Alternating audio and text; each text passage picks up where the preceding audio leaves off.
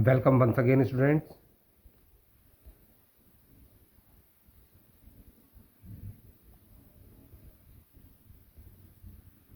Topic जो हम लोग कवर कर चुके हैं already, meaning and features of company, difference between partnership and company, kinds of companies. मैं लास्ट वीडियो में मैंने आपको पढ़ाया था 1% कंपनी, प्राइवेट कंपनी और पब्लिक कंपनी के बारे में। आज की वीडियो में हम लोग स्टार्टिंग करेंगे difference between equity shares and preference shares. Shares दो ही प्रकार के हो सकते हैं बेटा, या तो प्रेफरेंस शेयर्स या फिर equity shares. Point number 1, right to dividend. Dividend का मतलब शेयर्स पर मिलने वाला प्रॉफिट। जब कंपनी का प्रॉफिट शेयर होल्डर्स को डिस्ट्रीब्यूट किया जाता है तो वही डिविडेंड कहलाता है। प्रेफरेंस शेयर्स के पास डिविडेंड प्राप्त करने का अधिकार हमेशा पहले होता है, और इक्विटी शेयर होल्डर्स को हमेशा प्रेफरेंस शेयर होल्डर्स को डिविडेंड देने के बाद प्रॉफिट बांटा जाता है। Point number 2, rate of dividend. Preference share holders को डिविडेंड हमेशा एक फिक्स्ड रेट से मिलता है, यानी कि उनका परसेंटेज फिक्स होता है। जैसे कि फॉर एग्जांपल, अगर मान लीजिए किसी शेयर का नाम है 10% प्रेफरेंस शेयर, और हमने उस कंपनी के 1 लाख रुपए के शेयर्स खरीदे हैं। जो शेयर्स की वैल्यू है वो कितनी है बेटा? 1 लाख, और शेयर का नाम क्या है? 10% प्रेफरेंस शेयर। तो 1 लाख पर 10% यानी कि 10,000 हमें डिविडेंड हर साल मिलेगा। प्रेफरेंस शेयर्स का डिविडेंड हमेशा फिक्स्ड होता है, इक्विटी शेयर्स का फिक्स्ड नहीं होता। ये बोर्ड ऑफ डायरेक्टर्स के द्वारा प्रस्तावित होता है। जो भी प्रस्ताव रखा जाएगा उसके आधार पर जो भी डिसीजन लिया जाएगा उतना डिविडेंड बांटेंगे। अर्थात इक्विटी शेयर्स का डिविडेंड फिक्स नहीं होता। हो सकता है मिले, हो सकता है ना मिले, हो सकता है कम मिले, हो सकता है ज़्यादा मिल जाए। Point number 3, arrears of dividend. Arrears का मतलब आउटस्टैंडिंग अमाउंट, यानी कि बकाया पैसा। और किस चीज़ का पैसा? डिविडेंड का। प्रेफरेंस शेयर होल्डर्स को अगर किसी कारण से इस साल हम लोग डिविडेंड नहीं दे पाए तो उनको हो सकता है कि अगले साल डिविडेंड दोनों मिल जाए, इस साल का भी और पिछले साल का बकाया भी। ये बकाया पैसा उन्हें तभी मिलेगा जब वो होंगे क्यूमुलेटिव प्रेफरेंस शेयर्स। तो प्रेफरेंस शेयर्स के पास डिविडेंड के एरियर्स लेने का भी अधिकार होता है अगर वो क्यूमुलेटिव प्रेफरेंस शेयर्स हैं तो। इक्विटी शेयर्स को कभी भी डिविडेंड के एरियर्स नहीं मिलते, अर्थात इनका डिविडेंड एक्यूमुलेट नहीं होता। इनका डिविडेंड इकट्ठा नहीं होगा कि इस साल नहीं मिला तो नहीं मिला, अगले साल जो होगा तो मिलेगा, अगर अगले साल भी नहीं हुआ तो वो भी नहीं मिलेगा। Number 4, convertibility. प्रेफरेंस शेयर्स को हम लोग इक्विटी शेयर्स में कन्वर्ट कर सकते हैं, लेकिन इक्विटी शेयर्स को किसी भी प्रकार की दूसरी सिक्योरिटी में कन्वर्ट नहीं किया जा सकता। Next point number 5,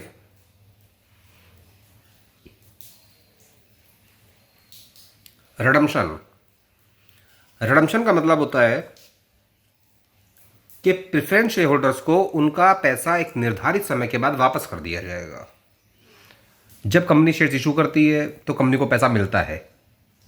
eight the time of issue company को शेयर्स का पैसा प्राप्त होता है, लेकिन जब यही पैसा कंपनी वापस लौटाती है और उस सिक्योरिटी को ख़त्म कर देती है तो इसे बोलते हैं redemption.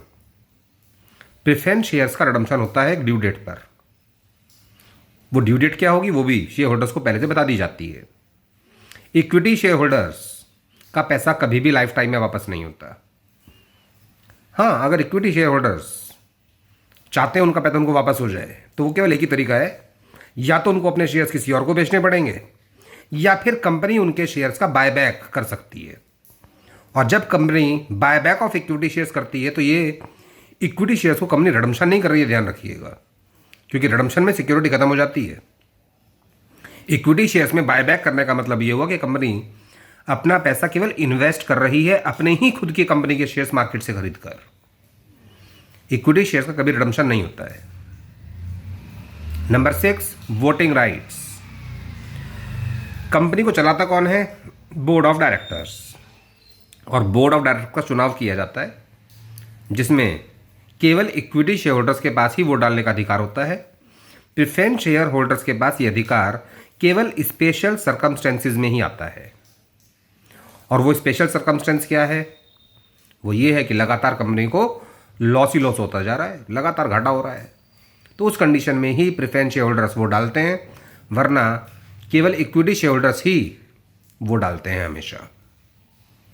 Point number 7, refund of capital. अगर आप अपना पैसा वापस निकालना चाहते हो कंपनी में से, प्रेफरेंस शेयर होल्डर्स का पैसा वापस होगा पहले अगर कंपनी बंद हो रही है। अगर कंपनी बंद की जा रही है तो सभी शेयर होल्डर्स का पैसा रिफंड किया जाता है, उसे बोलते हैं refund of capital. Preference share holders को हमेशा पहले पैसा वापस किया जाता है कंपनी बंद होते वक्त। इक्विटी शेयर होल्डर्स का पैसा हमेशा बाद में वापस होता है। और लास्ट पॉइंट है right to participate in management. Preference share holders के पास ये राइट नहीं होता, ये लोग मैनेजमेंट में नहीं आ सकते। अर्थात प्रेफरेंस शेयर होल्डर कभी भी कंपनी का डायरेक्टर नहीं बन सकता, लेकिन इक्विटी शेयर होल्डर्स, इनके पास राइट होता है, ये मैनेजमेंट में आ सकते हैं। Next topic,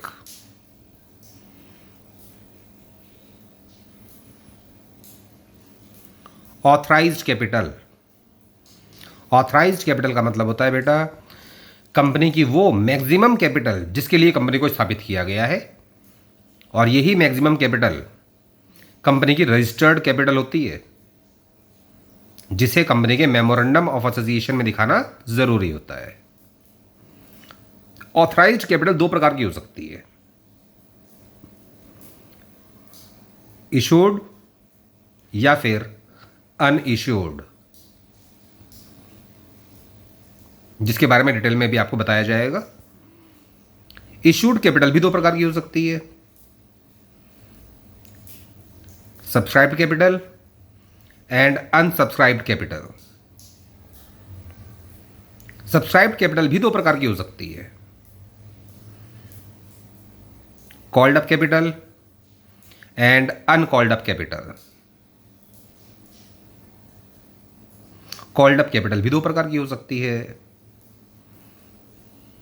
paid up capital या फिर अनपेड अप कैपिटल।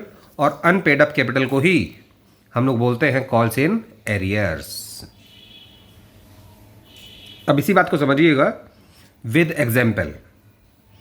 मान लीजिए एक कंपनी की ऑथराइज्ड कैपिटल है 10,000 शेयर्स की और 10 रुपए का एक शेयर है। अगर ये सभी शेयर्स कंपनी के बिक जाते हैं तो कंपनी को मैक्सिमम टोटल कैपिटल कितनी मिलेगी? 1 लाख, जिसे कहते हैं ऑथराइज्ड कैपिटल। और ये जो 10 रुपए हैं, ये कंपनी एक साथ नहीं मंगा रही है, ये पैसा कंपनी पार्ट्स में मंगाती है। जैसे कि यहां आगे लिखा हुआ है 1 2 3 4, टोटल करोगे बेटा 10 ही आएगा। 10 रुपए का शेयर है, ये 1 रुपया कंपनी मंगाएगी at the time of application, ये 2 रुपये कंपनी मंगाएगी at the time of allotment. और अगर उसके बाद भी कंपनी को जरूरत पड़ती है तो कंपनी 3 रुपये मंगा लेगी, जिसे बोलते हैं फर्स्ट कॉल। उसके बाद कंपनी को अगर और पैसा चाहिए तो कंपनी 4 रुपये भी मंगा लेगी, जिसे बोलते हैं सेकेंड एंड फाइनल कॉल। तो ये 10 रुपये का एक शेयर है जिसे कंपनी पार्ट्स में मंगा रही है, पहले एप्लीकेशन पर, फिर allotment, then first call, then second and final call. ये कंपनी की ऑथराइज्ड कैपिटल है 10,000 शेयर्स की। अब हो सकता है कि कंपनी ने इसमें से जनता को इनवाइट किया केवल 9,000 शेयर्स के लिए, बाकी 1,000 शेयर्स ऐसे हैं जो कंपनी इशू नहीं कर रही, तो कंपनी की इशूड कैपिटल कहलाएगी 9,000 shares at the rate of ₹10 each, यानी कि 90,000। लेकिन ये जरूरी नहीं है कि सभी शेयर्स के लिए एप्लीकेशन आ जाए। कंपनी ने बेचना चाहा था 9,000 शेयर्स, लेकिन हो सकता है कि कंपनी को एप्लीकेशन मिली केवल 8,500 शेयर्स के लिए, तो ये कहलाएगी कंपनी की सब्सक्राइब्ड कैपिटल, यानी कि वो कैपिटल जिसके लिए जनता ने एप्लीकेशन कंपनी को दी है शेयर्स खरीदने की इच्छा से। अभी है तो 10 रुपये का शेयर, लेकिन हो सकता है कि कंपनी ने सारा पैसा ना मंगाया हो। कंपनी ने केवल अभी 6 रुपये ही कॉल किए हैं। 8,500 शेयर्स पर कंपनी ने मंगाए थे 6 रुपये, यानी कि कंपनी ने मंगाए हैं एप्लीकेशन का पैसा 1 रुपये, अलॉटमेंट के 2 रुपये और फर्स्ट कॉल के 3 रुपये। ये लास्ट जो अमाउंट है 4 रुपीज़, ये कंपनी ने कॉल नहीं किया। तो कंपनी की कॉल्ड अप कैपिटल कहलाएगी 8,500 शेयर्स मल्टीप्लाई बाई 6। लेकिन जितना पैसा कंपनी ने मंगाया था, ये कोई ज़रूरी थोड़ी है सारा पैसा आ जाए। हो सकता है कि 8,500 शेयर्स में से केवल 500 शेयर्स ऐसे हैं जिस पर कंपनी को 3 रुपये रिसीव नहीं हुए, यानी कि 500 शेयर्स पर कंपनी को फर्स्ट कॉल के 3 रुपये नहीं मिले हैं, तो 1,500 रुपये नहीं मिलेंगे। बाकी पैसा जो कंपनी को मिल जाएगा वो कहलाएगा पेड अप कैपिटल। ये पेड अप कैपिटल आपको कैसे निकालना है? कंपनी ने पैसा मंगाया था 8,500 मल्टीप्लाई बाई 6, जिसका मतलब होगा 51,000। और आउट ऑफ 51,000 कंपनी को 1,500 रुपये नहीं मिले थे, 500 शेयर्स के 3 रुपये नहीं मिले हैं कंपनी को। तो इसका मतलब बाकी पैसा कंपनी के पास आ जाएगा 49,500, जिसे बोलेंगे पेड अप कैपिटल। ये सभी टर्म्स न्यूमेरिकल्स के लिए और बैलेंस शीट के लिए इंपॉर्टेंट हैं, इसलिए इन सभी टर्म्स का मतलब आपको ढंग से पता होना चाहिए। नेक्स्ट, अब यही बात आपको थ्योरी में पढ़ाई जाएगी बेटा कि शेयर कैपिटल का मतलब क्या है। It is the capital raised bye a company by the issue of shares. जितनी भी कैपिटल कंपनी प्राप्त करती है शेयर्स को इशू करने के बाद, वही कहलाती है शेयर कैपिटल। अर्थात कंपनी की जो कैपिटल है वो छोटे छोटे शेयर्स में डिवाइडेड है। जैसे कि पिछले पेज पर आपको दिखाया गया था कि कंपनी की कैपिटल तो 1 लाख रुपए की थी, लेकिन वो 10,000 शेयर्स में डिवाइडेड थी, और एक शेयर कितने का था? 10 रुपये का। Kinds of share capital, authorised capital, या इसी को बोल सकते हैं रजिस्टर्ड कैपिटल, या फिर इसी को बोल सकते हैं nominal capital. It refers to that amount which is stated in the memorandum of association. अर्थात ये वो कैपिटल है जिसे मेमोरेंडम ऑफ एसोसिएशन में दिखाया जाता है। This is the maximum capital for which a company is authorise to issue. और यही वो मैक्सिमम कैपिटल है जिसे कंपनी के द्वारा इशू किया जा सकता है ड्यूरिंग इट्स लाइफ टाइम। अर्थात अगर कंपनी की इशूड कैपिटल कंपनी की ऑथराइज कैपिटल अगर 10,000 शेयर्स की है और 10 रुपये का एक शेयर है, तो कंपनी अपने लाइफ टाइम में 10,000 से ज़्यादा शेयर्स इशू नहीं कर पाएगी। Number 2, issued capital. It is that part of authorise capital which is actually offered to the public for subscription. अर्थात ये ऑथराइज कैपिटल का ही पार्ट है, और ये वो पार्ट है जिसके लिए जनता को इनवाइट किया गया है कंपनी के शेयर्स खरीदने के लिए। अर्थात ये वो शेयर्स हैं जो एक्चुअली ऑफर हुए हैं पब्लिक को। जैसे पिछले एग्जाम्पल में आपको दिखाया गया था कि ऑथराइज कैपिटल तो 10,000 शेयर्स की थी, लेकिन 1,000 शेयर्स कंपनी ने इशू नहीं किए थे, इशू किए थे केवल 9,000 shares. Then subscribed capital. It is that part of issued capital which has been subscribed for by the public. जैसे पिछले एग्जाम्पल में आपको दिखाया गया था कि हमने तो इनवाइट किया था पब्लिक को 9,000 शेयर्स खरीदने के लिए, लेकिन पब्लिक ने हमसे मांगे थे केवल 8,500 शेयर्स ही। तो वो कंपनी की कहलाती है subscribed capital.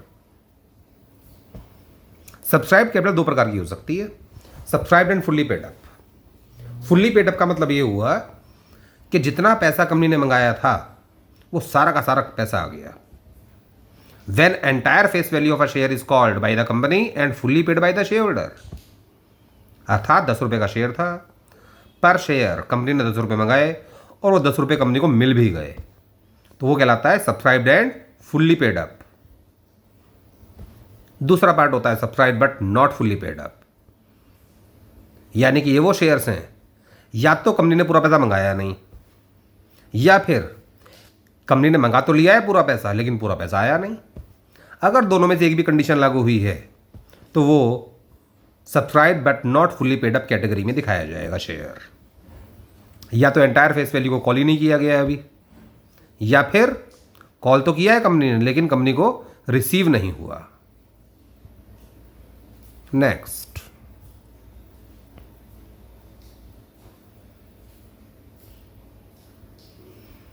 Difference between reserve capital and capital reserve. Topic important है बेटा, एग्जाम में भी बहुत बार आता है और वाइवा में भी अधिकतर टीचर्स ये क्वेश्चन पूछते हैं कि रिजर्व कैपिटल क्या है और कैपिटल रिजर्व क्या है।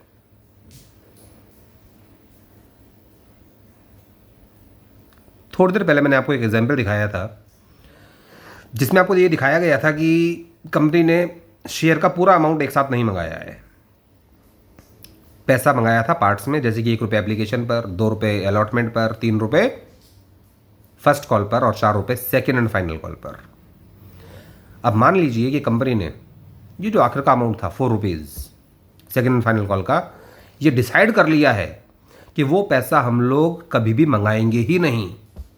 वो पैसा केवल एक ही कंडीशन में मंगाया जा सकता है, जब कंपनी बंद होगी, उससे पहले नहीं मंगाएंगे वो पैसा। तो उसे बोलते हैं रिजर्व कैपिटल, अर्थात कैपिटल का वो पार्ट जो केवल मुसीबत में ही काम आएगा। और मुसीबत भी कैसी, कि जब कंपनी बंद होगी केवल तब। तो रिजर्व कैपिटल का मतलब क्या हुआ, it is a part of uncalled up capital, अर्थात ये अनकॉल्ड अप कैपिटल का पार्ट है which can not be called excerpt in the event of winding up. जिस पैसे को कंपनी कभी मंगाएगी भी नहीं, केवल कब मंगाएगी, जब कंपनी बंद होने की नौबत आ जाएगी तब।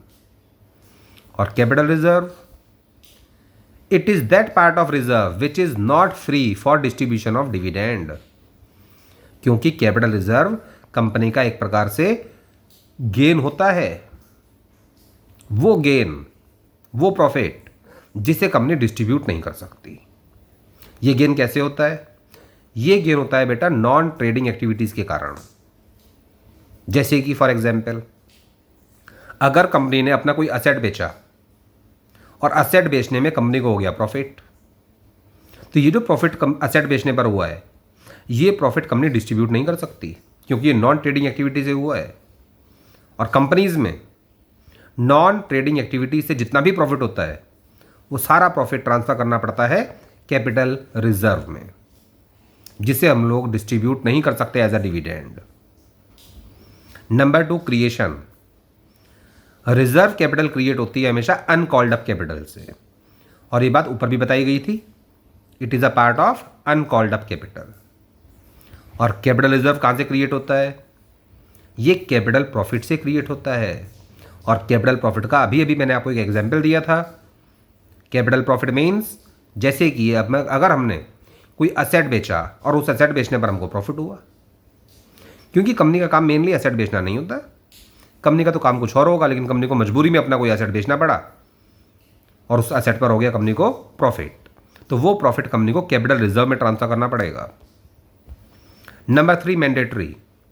रिजर्व कैपिटल को बनाना जरूरी नहीं है, नॉट मैंडेटरी, लेकिन कैपिटल रिजर्व ये मैंडेटरी है कि अगर आपको कैपिटल प्रॉफिट हुआ है तो वो कैपिटल प्रॉफिट आपको कैपिटल रिजर्व में ही ट्रांसफर करना पड़ेगा। Number 4, special resolution. Reserve capital के लिए कंपनी को स्पेशल रिजोल्यूशन की आवश्यकता पड़ती है। स्पेशल रिजोल्यूशन का मतलब ये हुआ कि सभी शेयर होल्डर्स की जो मीटिंग होती है साल में एक बार कम से कम, जिसमें सभी मेजर शेयर होल्डर्स को और सभी शेयर होल्डर्स को बुलाया जाता है, उसमें शेयर होल्डर्स की मंजूरी लेनी पड़ती है कि हम लोग रिजर्व कैपिटल बनाएं या ना बनाएं। जब मंजूरी मिल जाएगी तभी रिजर्व कैपिटल को मेंटेन किया जाएगा। कैपिटल रिजर्व के लिए किसी भी प्रकार के स्पेशल रिजोल्यूशन की आवश्यकता नहीं पड़ती, not required.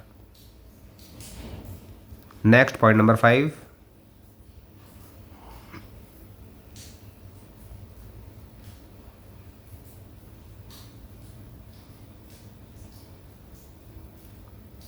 Time when it can be used. ये मैंने आपको बताया था, रिजर्व कैपिटल का इस्तेमाल केवल तभी होगा जब कंपनी बंद होने की नौबत आ जाएगी, उससे पहले नहीं। At the time of winding up ही इसका इस्तेमाल किया जाएगा। और कैपिटल रिजर्व का इस्तेमाल किसी भी कैपिटल लॉस को एडजस्ट करने के लिए किया जा सकता है। During the life time of the company हम लोग कभी भी इसका इस्तेमाल कर सकते हैं।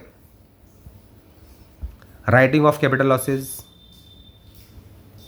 रिजर्व कैपिटल का इस्तेमाल नहीं किया जा सकता कैपिटल लॉसेज के लिए, लेकिन कैपिटल रिजर्व क्योंकि ये कैपिटल प्रॉफिट से बनाया जाता है तो कैपिटल लॉसेज को एडजस्ट करने के लिए इसका इस्तेमाल किया जाता है। कैपिटल लॉस में उल्टा एग्जाम्पल हो जाएगा कि हमने एसेट बेचा और एसेट बेचने में कंपनी को घाटा हो गया, तो उस लॉस को उस प्रॉफिट से हम लोग पूरा कर सकते हैं जो प्रॉफिट हुआ था एसेट बेचने पर। Number 7, disclosure. रिजर्व कैपिटल को हमें कभी भी कहीं शो नहीं करना पड़ता है, ना ही एंट्रीज में, ना ही बैलेंस शीट में, ना ही किसी अकाउंट में, लेकिन कैपिटल रिजर्व को शो करना पड़ता है। और कंपनी में खासकर बैलेंस शीट के अंदर जब भी हम लोग किसी आइटम को शो करते हैं तो उसकी मेजर हेडिंग भी होती है, सब हेडिंग भी होती है। और अगर हमें कैपिटल रिजर्व शो करना है तो इसकी मेजर हेडिंग होगी शेयर होल्डर्स फंड और सब हेडिंग होगी इसकी reserve and surplus. Next topic,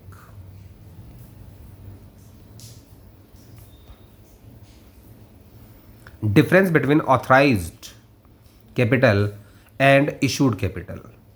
वो बात अलग है कि ऑथराइज्ड कैपिटल का दूसरा नाम नॉमिनल कैपिटल भी होता है। तो ऑथराइज्ड कैपिटल में और इशूड कैपिटल में क्या डिफरेंस है? Point number 1, meaning.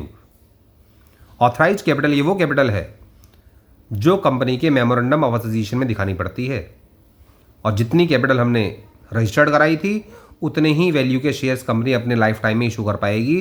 उससे ज़्यादा शेयर कैपिटल हम लोग रेज नहीं कर सकते। इशूड कैपिटल ये नॉमिनल वैल्यू है, ऑथराइज्ड कैपिटल का ही पार्ट है ये एक प्रकार से, which is issued for subscription.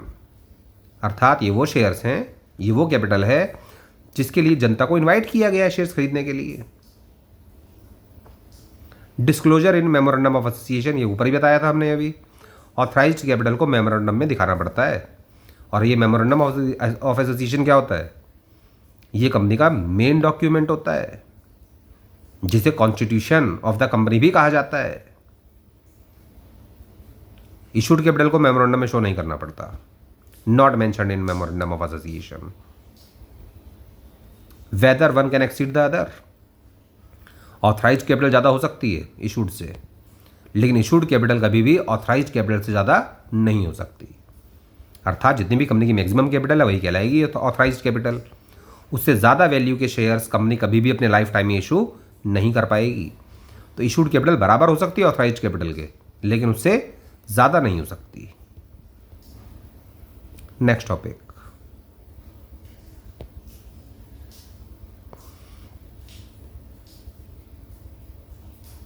When shares are issued to public for subscription. अगर हम लोग जनता को इनवाइट कर रहे हैं अपने शेयर्स खरीदने के लिए, तो इंपॉर्टेंट है कुछ बातें जिनको हमें फॉलो करना पड़ता है, वो यहाँ पे बताया गया है। जैसे कि point number 1, calls are made as provided in the articles of association of the company. Articles of association ये भी कंपनी का मेन डॉक्यूमेंट होता है, लेकिन ये सेकेंडरी डॉक्यूमेंट है। मेन डॉक्यूमेंट तो होता है मेमोरेंडम, जिसे कॉन्स्टिट्यूशन ऑफ द कंपनी भी कहा जाता है, अर्थात एक प्रकार से वो कंपनी का संविधान है। और आर्टिकल्स ऑफ एसोसिएशन ये वो डॉक्यूमेंट है जिसमें हम लोग कंपनी के बीच और शेयर होल्डर्स के बीच जो भी रूल्स लागू होंगे उनको शो करते हैं, जिसके बारे में पिछले वीडियो में मैंने एक्सप्लेन भी किया था कि आर्टिकल्स को बनाना ज़रूरी नहीं है। आर्टिकल्स अगर कंपनी नहीं बनाना चाहती है अपने, तो उसके लिए उसके बदले में कंपनी टेबल F को फॉलो भी कर सकती है। तो कंपनी जो भी कॉल करेगी पैसा, जैसे कि हमने अभी देखा था पिछले एग्जाम्पल में, एक शेयर पर कंपनी ने 10 रुपये मंगाए थे, जिसमें से 1 रुपये एप्लीकेशन का था, 2 रुपये अलॉटमेंट, 3 रुपये फर्स्ट कॉल और 4 रुपये थे सेकेंड एंड फाइनल कॉल के। तो ये बात कंपनी को अपने आर्टिकल्स ऑफ एसोसिएशन में मेंशन करनी पड़ती है। आर्टिकल्स ऑफ एसोसिएशन के मुताबिक ही कंपनी कॉल्स करेगी सारी की सारी। नंबर 2, या फिर कंपनी टेबल F फॉलो करेगी। अगर टेबल F फॉलो हुई तो उसमें किस किस बात का ध्यान रखना है? 2 कॉल्स के बीच कम से कम 1 महीने का अंतर होना चाहिए, यानी कि एप्लीकेशन के बाद जब कंपनी अलॉटमेंट का पैसा मंगाएगी, या अलॉटमेंट के बाद फर्स्ट कॉल का पैसा मंगाएगी, या फिर फर्स्ट कॉल के बाद सेकंड कॉल का पैसा मंगाएगी तो उनके बीच में कम से कम 1 महीने का गैप होना चाहिए। Number 2, the amount of one call should not be less than 25% of the face value of the share. किसी भी कॉल पर शेयर की वैल्यू का 25% से कम पैसा नहीं मंगाया जा सकता। अर्थात अगर एक शेयर 100 रुपये का है तो कम से कम एक जगह पर आपको 25 रुपये तो मंगाने पड़ेंगे, उससे कम नहीं, क्योंकि 100 रुपये का 25% होगा 25 रुपये। और अगर 10 रुपये का शेयर है तो 2.5 रुपये 25% के हिसाब से। Number 3, notice of 14 days period should be given to the share holders to pay the amount. सभी शेयर होल्डर्स को कम से कम 14 दिन का वक्त मिलना चाहिए पेमेंट करने के लिए। अर्थात कंपनी ऐसा नहीं कर सकती कि पैसा आज मंगाया और 1 हफ्ते बाद कंपनी ने एक्शन ले लिया कि आपने पैसा क्यों नहीं भेजा। ऐसा नहीं कर सकती। एक्शन अगर कंपनी को कोई लेना है वो 14 दिन के बाद ही लेगी।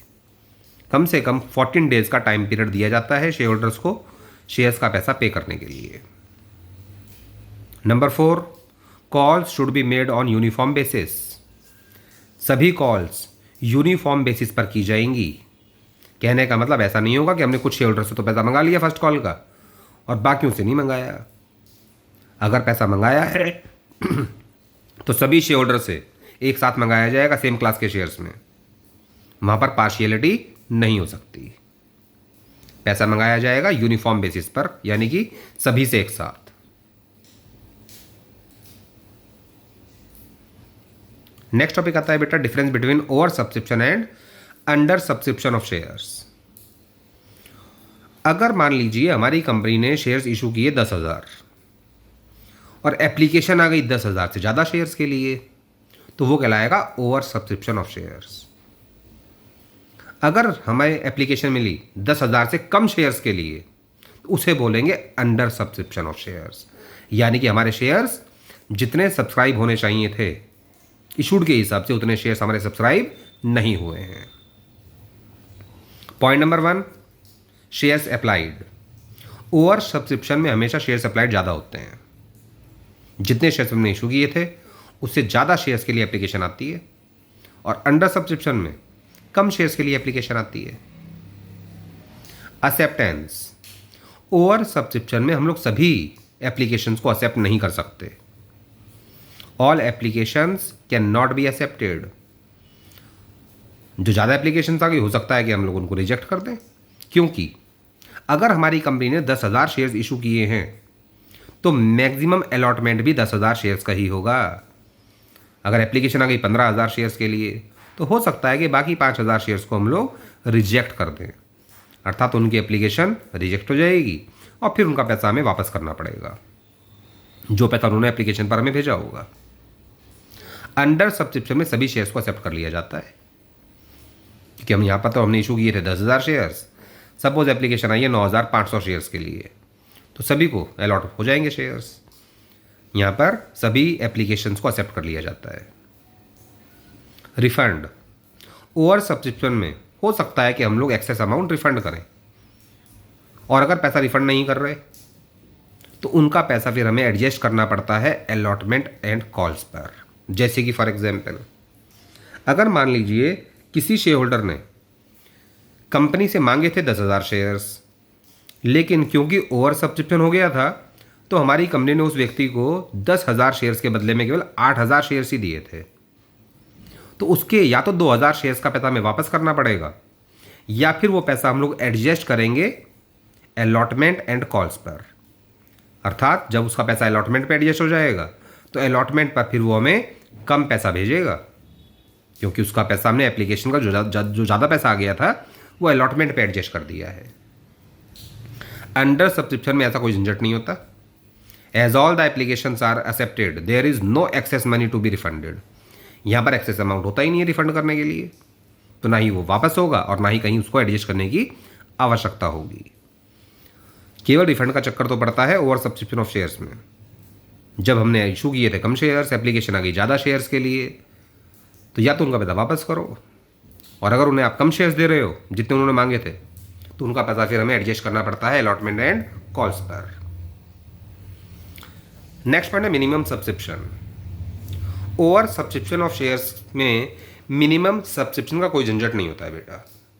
A company does not face such a problem. लेकिन अंडर सब्सक्रिप्शन में मिनिमम सब्सक्रिप्शन की समस्या पैदा हो जाती है, क्योंकि अगर कंपनी को कम से कम 90% सब्सक्रिप्शन नहीं मिला है तो फिर अलॉटमेंट नहीं होगा, सभी शेयर होल्डर्स का पैसा वापस करना पड़ सकता है फिर हमें। Minimum subscription according to SEBI 90% होना चाहिए। अगर हमने शेयर्स इशू किए हैं 10,000 तो कम से कम 9,000 शेयर्स के लिए तो एप्लीकेशन आनी चाहिए कंपनी के अंदर, तभी शेयर्स का अलॉटमेंट होगा, वरना सभी शेयर होल्डर्स का पैसा हमें लौटाना पड़ेगा, जिसके बारे में डिटेल में भी आगे आपको बताया जाएगा कि मिनिमम सब्सक्रिप्शन होता क्या है। जैसे 11th क्लास में भी आप लोगों ने पढ़ा होगा, टॉपिक 11th क्लास का है ये। नेक्स्ट टॉपिक आता है बेटा, shares can be issued at par या फिर एट प्रीमियम। एट पार का मतलब ये हुआ कि 10 रुपये का अगर शेयर है और कंपनी उसे 10 रुपये में ही इशू कर रही है, तो इसका मतलब शेयर इशू हुआ है पार पर। पार का मतलब सेम वैल्यू। प्रीमियम का मतलब अगर शेयर की कीमत है 10 रुपये लेकिन कंपनी उसे बेच रही है 12 रुपये में या 15 रुपये में, अर्थात अबव इट्स फेस वैल्यू, अगर फेस वैल्यू से ज़्यादा कीमत पर शेयर बेचा जाएगा तो वो कहलाता है इशूड एट प्रीमियम। डिस्काउंट पर नॉर्मली शेयर्स इशू नहीं होते। डिस्काउंट पर केवल कंपनी अपने एम्प्लॉयज़ को शेयर्स इशू कर सकती है बस, जिसे बोलते हैं स्वेट इक्विटी शेयर्स, जिसके बारे में आगे आपको पढ़ाया जाएगा डिटेल में। आमतौर पर आम जनता को शेयर्स या तो एट पार पे इशू होते हैं या फिर एट प्रीमियम पर। पार का मतलब सेम वैल्यू, प्रीमियम का मतलब ज़्यादा वैल्यू पर। और अगर कंपनी ज़्यादा वैल्यू पर शेयर बेच रही है तो ये कंपनी के लिए प्रॉफिट होता है। अगर 10 रुपये का शेयर है लेकिन बेच रही है कंपनी उसको ज़्यादा कीमत में, तो ये कंपनी के लिए प्रॉफिट हो जाएगा। That's all for today. इस वीडियो में आपको यहीं तक पढ़ाया जाएगा फिलहाल।